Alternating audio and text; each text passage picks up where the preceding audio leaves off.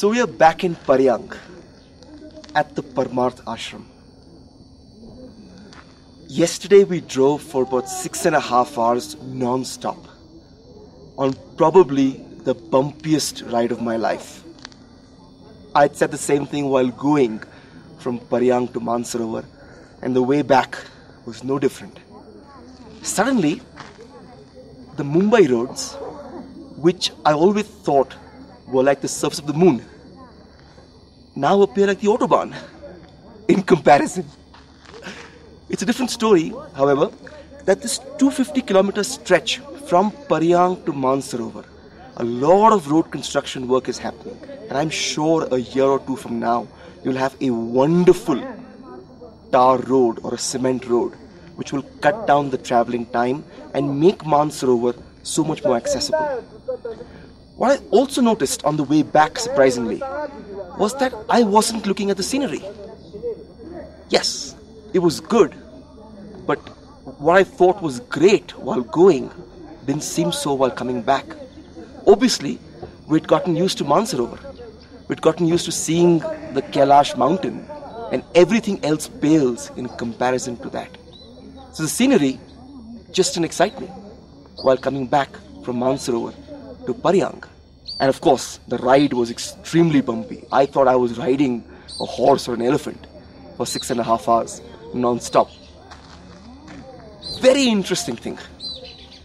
Yesterday morning, we were about 45-50 of us, led by me, trying our level best to travel straight from Mansarovar to Saga and give Paryang a miss.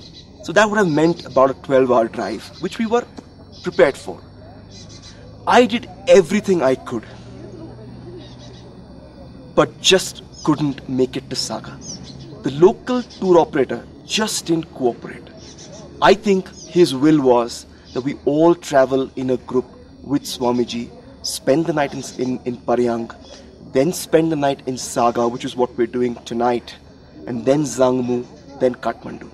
So really, I used every trick in the trade I could to take these 45-50 people with me who wanted to come straight to Saga and not spend a day in Paryang. This way we would have saved a day.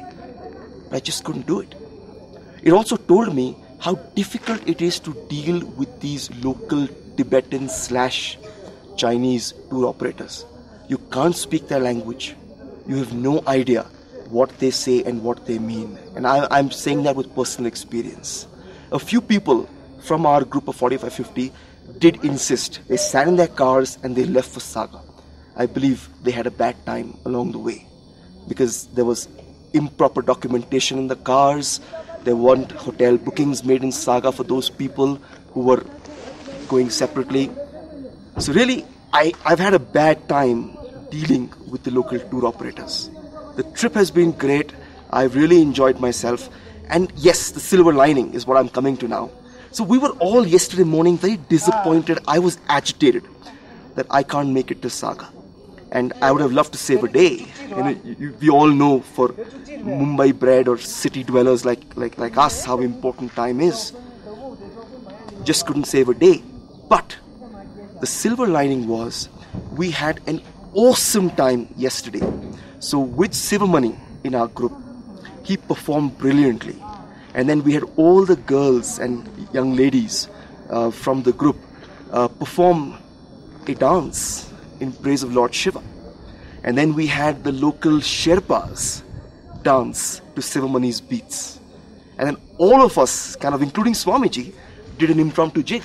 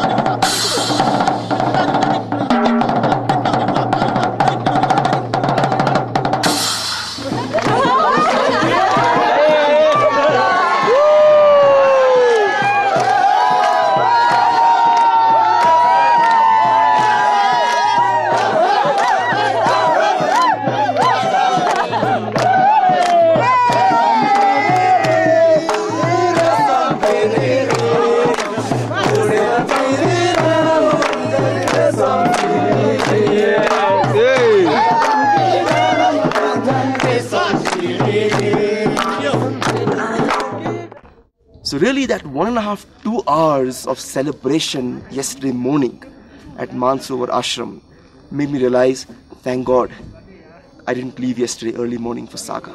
I would have missed all the fun. Most importantly, we got probably the best view of Mount Kailash since the time we reached here. It was a brilliant day.